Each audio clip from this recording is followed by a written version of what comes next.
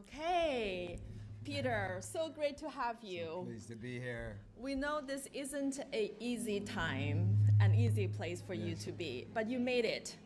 And you are an incredibly powerful person with incredibly amount of energy and strength. So we're so honored to have you here because you are the ambassador of the new federal state of China. So on behalf of the hundreds of millions of freedom-loving Chinese people who are watching this live broadcast right now, I want to give you a round of applause and standing ovation. Thank you for being here.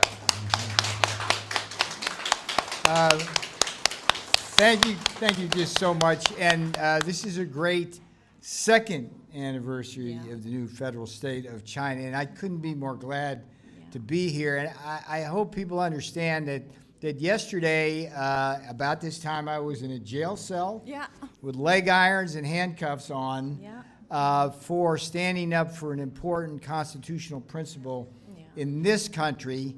But I would not let that stand in the way of coming to see you, the great Miles Guo, and to be here with my brother-in-arms, Steve Bannon, to talk really about the importance of freeing the China from the Chinese Communist Party. We must do that. And I'm here as an ambassador to help in any way I can. So happy anniversary.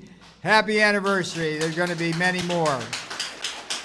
And one day we will celebrate this anniversary in Beijing. Absolutely. Thank you.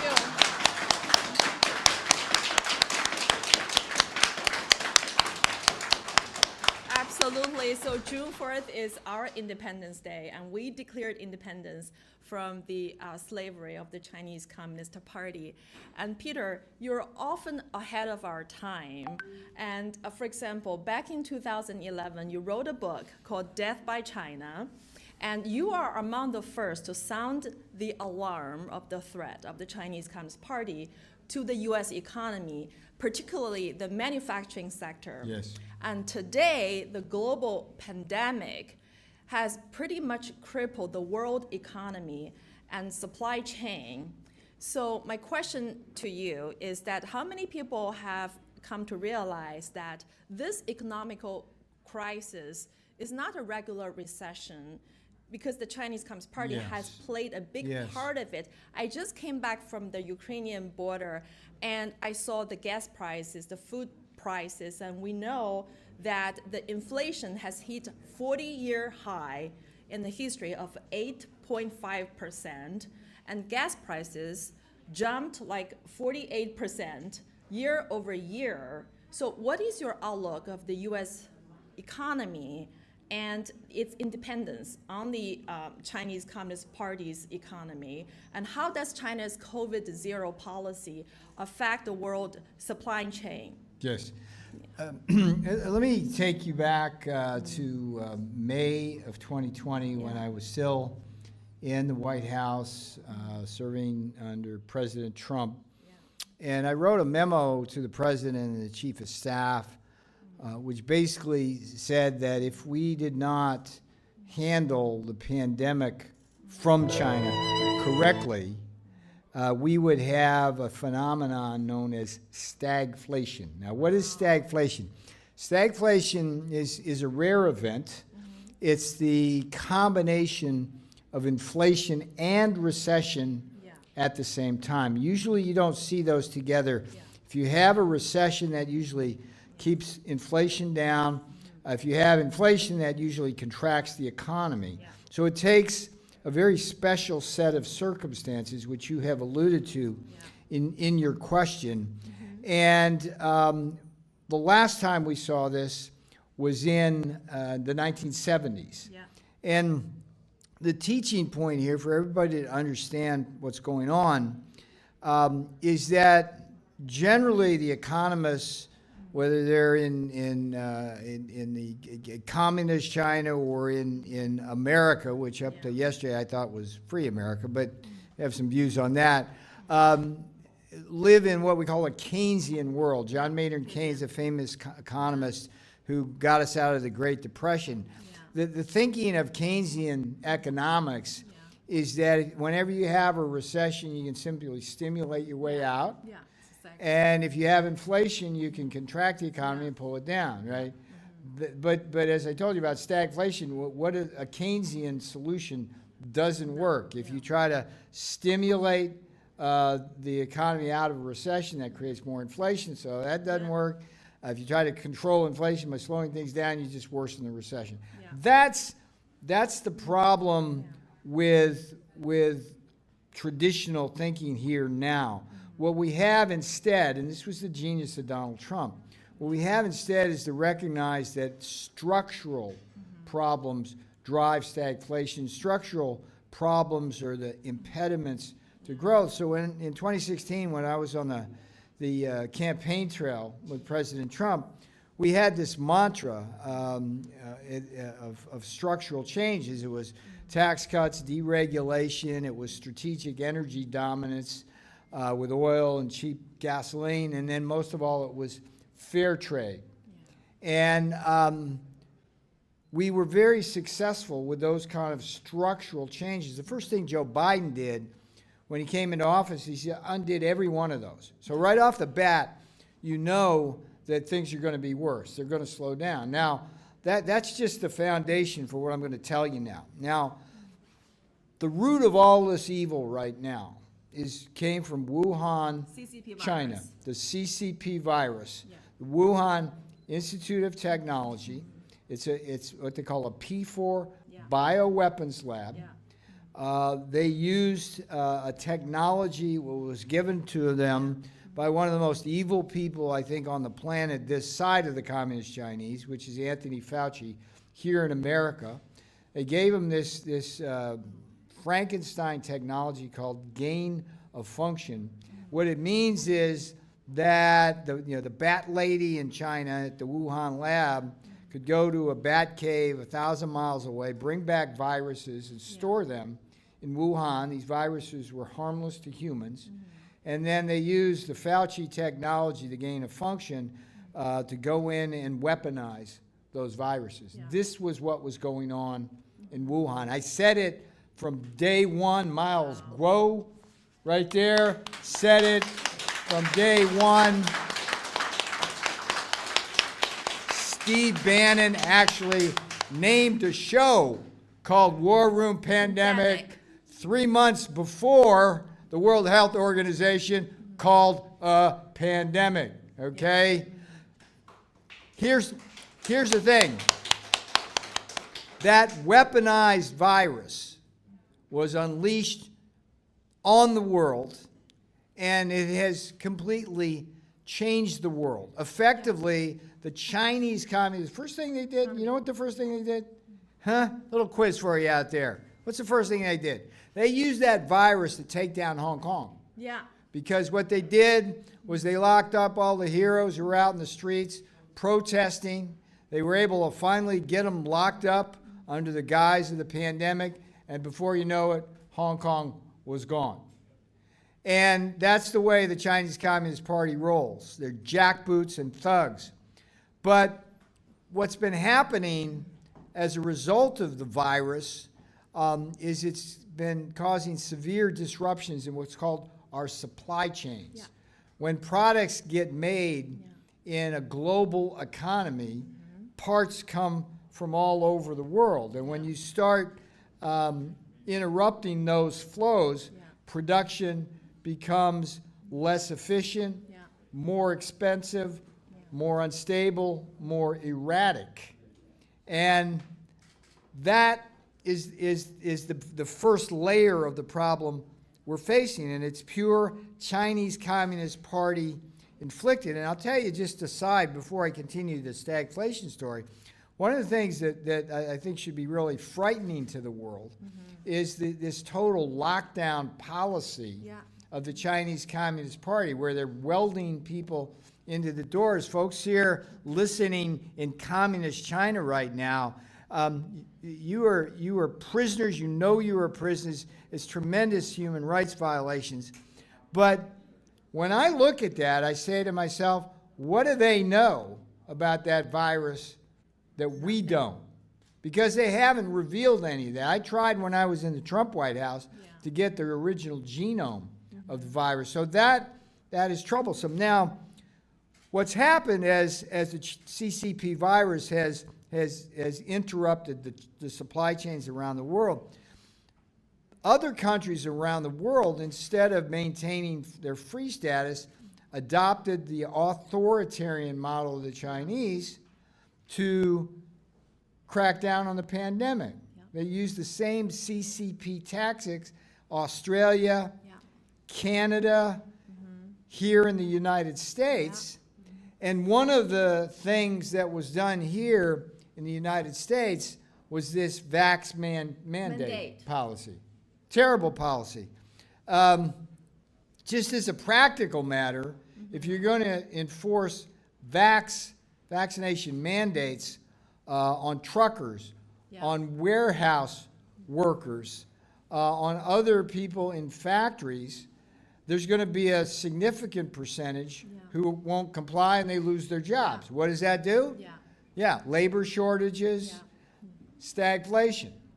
So this is kind of where we stand right now. And I would say, look, this vaccine, I want to make a few comments about this and the vaccine itself, because when this first came along, I was in the White House in January. I authored a memo on January 28th to fight Fauci on the issue of taking down flights from the CCP, because we knew they were going to port the virus here and try to harm us because they'd weaponized the virus. And I predicted at that time that there would be over 1 million casualties and trillions of dollars in damages based on what I was seeing. And at that point, in February, I began writing a number of memos that helped to speed Operation Warp Speed, but also to the development of the vaccine, because at the time, that was the appropriate and rational thing to do. We didn't know whether we could develop a vaccine. We didn't know how effective it would be, but we knew that the prudent thing to do was try to do that in case it worked. Now, what we've learned in the intermediate time of space where we are today, and this is why the vaccine mandates are so bad, is that the vaccine that were developed by Pfizer and Moderna were done in a way where we have what's called leaky and non-durable vaccines. What do I mean by that? Leaky is you get the vaccine, you think you're protected, you wind up getting the virus anyway, the CCP virus, right? That's leaky. Non-durable means that you get the vaccine and it only lasts 6 months and you got to get a booster. And then you got to get another booster. Yeah, and so what we quickly learned is that the appropriate vaccination policy, and this is something I developed early on with Dr. Robert Malone, who invented the technology for the vaccine, is that the prudent thing to do was only to vaccinate a smaller number of people, the most vulnerable, senior citizens, people with comorbidities. You don't jab the kids, you don't jab military, you don't jab healthy individuals, because you run the risk of mutations. The more people have the vaccine, the more you run the risk of vaccine-resistant mutations. And you have this apocalyptic scenario where if everybody is forced to be vaccinated and you get a vaccine-resistant mutation, you can wipe out the whole human race, okay?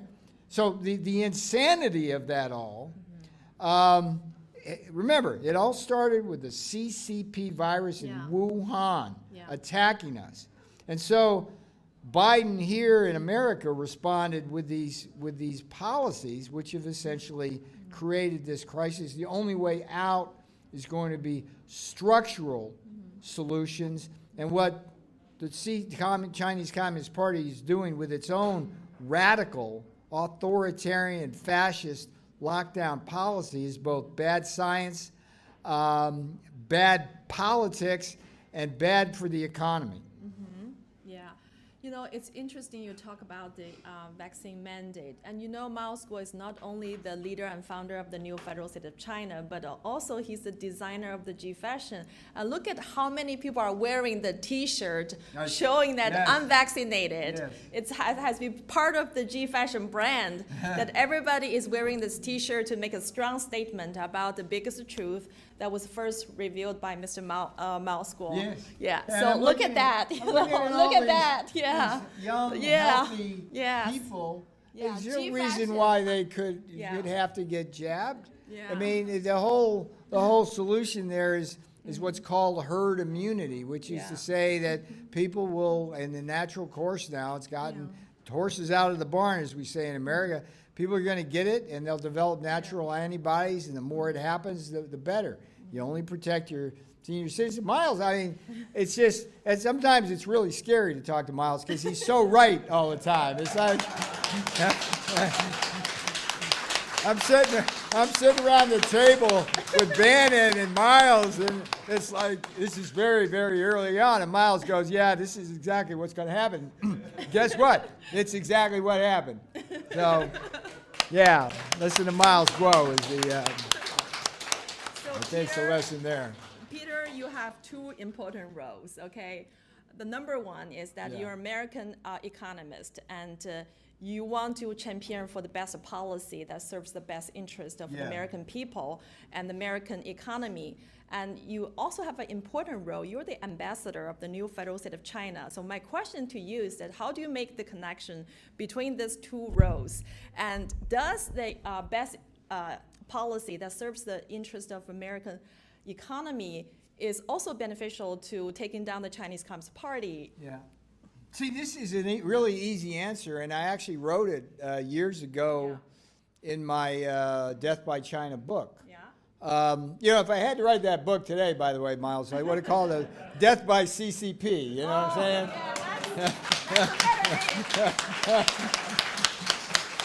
Long live the new federal state of China. That would have been the subtitle, right? But yeah, it's an easy answer because I argue, there's actually a chapter in the book about how I argue that the economic reforms that I was preaching for China to adopt would actually be better for communist China, right? It's if they were able to abide by the rules of fair trade, their workers would not be under these tremendous human rights abuses. They'd earn decent wages. They would have free to have wonderful families, enjoy freedoms, have more free time. It would be a very prosperous economy. I think there was a few reformers in China, communist China, who tried to go down that road. And they inevitably either wound up dead or in jail, right? Again, predicted by Yes, Miles Guo. by Miles Guo, because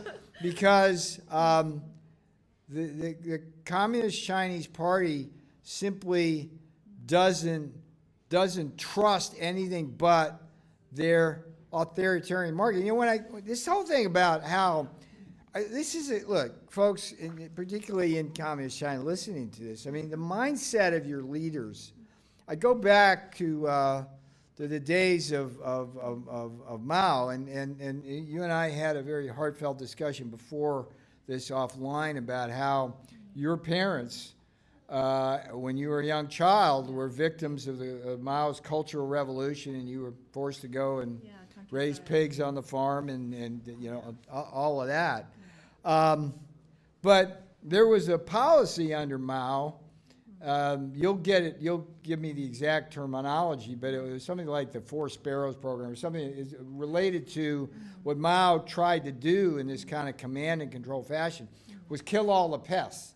Thought it was like a good idea to get rid of the rats and the sparrows. That's so absurd. And what happened was, I mean, there was like peasants out like banging on pots and pans and flushing out the steel factory rodents, and they killed them. And what happened was, in the absence of those pests, those perceived pests, they had other pests grow because the one pest ate the other pest, and they wound up losing all of their grain crop. And no laughing matter, and I don't know if your parents suffered this directly, but literally tens of millions of people died. Now, it was this idea in the communist mind that somehow you can control everything, and I think that's what's going on. They created the virus. Maybe they know more than we do about how dangerous it is. They think the only way to do it is to weld senior citizens into their apartments and not feed them. I mean, that's why we need the new federal state of China, in a nutshell.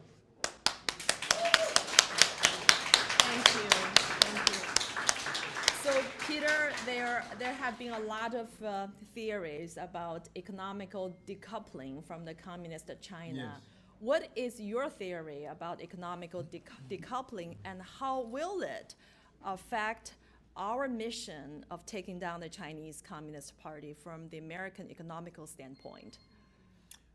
When I was in the Trump administration, the boss, I would call him the boss, POTUS and I, President of the United States, he and I were totally aligned with the idea that we had to use very stiff tariffs on communist China to force communist China to stop what I called at the time the 7 deadly sins. And this was things like intellectual property theft, state-owned enterprises, currency manipulation, go on and on and on. And there was a faction inside the White House, they call it the globalist Wall Street transactionalist faction. People like Steve Mnuchin, Larry Kudlow, Gary Cohn before him. These are all Wall Street guys who leech off the workers of the world. Globalist. Yeah, and they fought to somehow try to come up with a trade deal with China. I always argued from the get-go that it was a mistake, that whatever they would agree to, they would never fulfill. I've turned out to be almost as good a prophet on that as Miles Guo is on everything else. But my point is that there's no question we are at a point now where the rest of the world needs to decouple from communist China as a way of basically raising up the manufacturing base, the defense industrial base, and middle class of this country, and stop feeding the Chinese communist beast.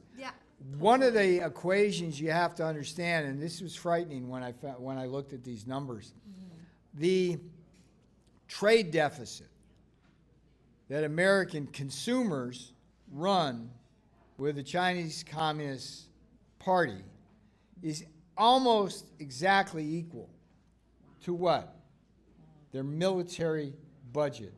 So we are in effect paying the Chinese Communist Party to build up the missiles that are aimed at Taiwan, the missiles that are aimed at our naval fleets, the submarines that they're building.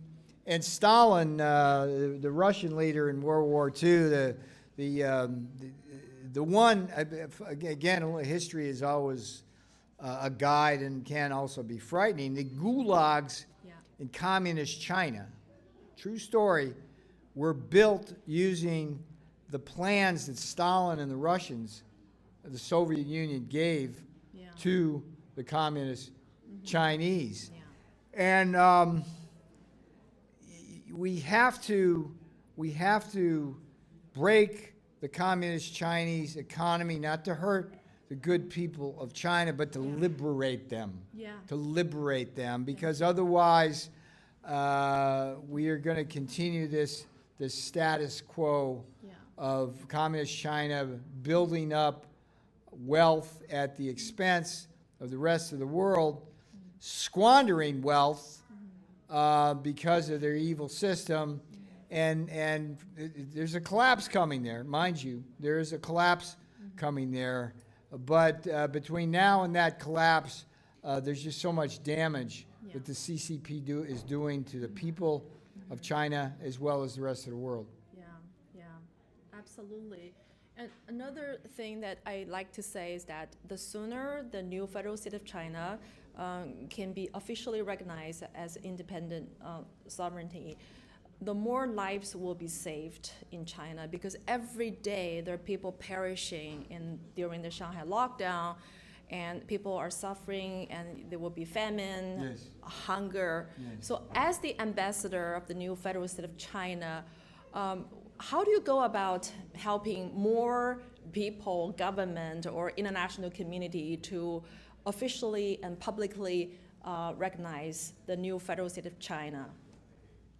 Well, I think if you look at the arc of my own history, I wrote 3 books on the problem, got to work, had the great honor to work with President Trump. And I think the achievement of President Trump with people like myself and Steve Bannon at his side was to dramatically change the public perception of the Chinese Communist Party here in America. I mean, you did just in the 4 years of the Trump administration alone, the public opinion went from well below 50% unfavorable to close to 80 or 90 now. Yeah.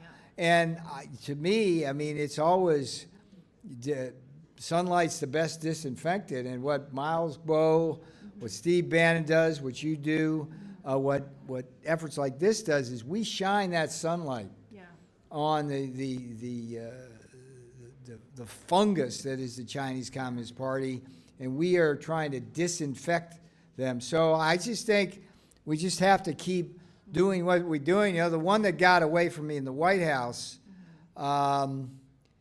is not holding the Chinese Communist Party directly accountable financially and morally and geopolitically for the CCP virus. I would say going forward, as long as you're asking me, you know, what we need to do, we need to get Trump in the White House. And forgive me, I just want to say something quickly about my new book. It's called Taking Back Trump's America. Taking Back Trump's America. It's on Amazon. I'm asking everybody out there to go visit the Amazon site, read about it, and buy it if you can. Taking Back Trump's America on Amazon. The reason why I mention it here in response to your question is that nothing is going to change under the Biden regime. It will only get worse. And what Taking Back Trump's America, the book, does is lay out the blueprint and battle cry for taking back not only the Trump White House in 2024 for Donald Trump, but also taking back the House of Representatives from the Democrats and Nancy Pelosi in 2022. And that way, we get change, political change. Yeah, and so, Peter, I understand your point of view, and from the standpoint of the new federal state of China, we are apolitical, and we're not interested in the American domestic politics. We like to work with people from all spectrums, you know, whether, I know you were a Democrat before Trump, right? And we like to work with people from all sides, because really taking down the Chinese... This is really important. This is a great point. Yeah, and so taking down the Chinese Communist Party should be bipartisan, and because it's a common threat to everyone's, to the U.S. national security, as you just laid out. So taking down the Chinese Communist Party, this is the mission of the new federal state of China, but also works for the best interest of American economical best interest, national security. And so, so as the ambassador of the new federal state of China, we like to see more work accomplished in the next year. Yeah. Well, sunshine is the best disinfectant, and between now and the 3rd anniversary, I'm sure that you personally, Miles, Steve Bannon on the War Room, are going to be doing everything that all of us can to continue to get the message out about the new federal state of China and why we need regime change in Beijing. Yes, absolutely. So when you wrote the book in 2011, The Death by China, you did not know Miles Guo. And now, so now you have known him for several years. Yeah. So what are the things that you have learned from Miles Guo that actually changed your perception about the Chinese Communist Party that you didn't previously know when you wrote that book? And if you're going to write a new book about China and Chinese, what would that be? Well, let me first tell you about my biggest disappointment in this. Okay, I spent an entire day with him in his studio, and he tried to teach me to sing as well as he could and be his accomplished songwriter, and I failed miserably. So I think that was Miles' fault, not mine. Okay. Look, okay, there's chess as a game in America and the world, and there's checkers. And I've often said that here in America, too many of our people are playing checkers in a chess world, okay? But then there's the game of Go in China. This is what Miles Guo understands, okay? And so what's great talking to Miles all the time is being able to better understand from a cross-cultural standpoint how the Chinese Communist Party minds are working. Because Miles, having lived in that environment and survived in that environment, knows that better than anybody. And as I said, it's like as soon as that virus even broke the news, it's like Miles was all over that. And he had that chessboard, that Go game, completely sussed out. Yeah, I remember Larry Kudlow. He's a National Economic Council advisor. Yeah, I'm sitting there in the White House in February saying, this, partly because I talked to Miles. He's like, hey, this thing's coming at us, right? And Larry's going, there's only 4 cases.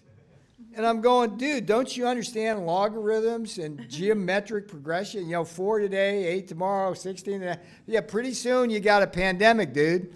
And so what Miles can teach us here in America is a window into that world in communist China. I think I have a pretty good view based on my world experience and what I know, but it's nothing compared to the master here.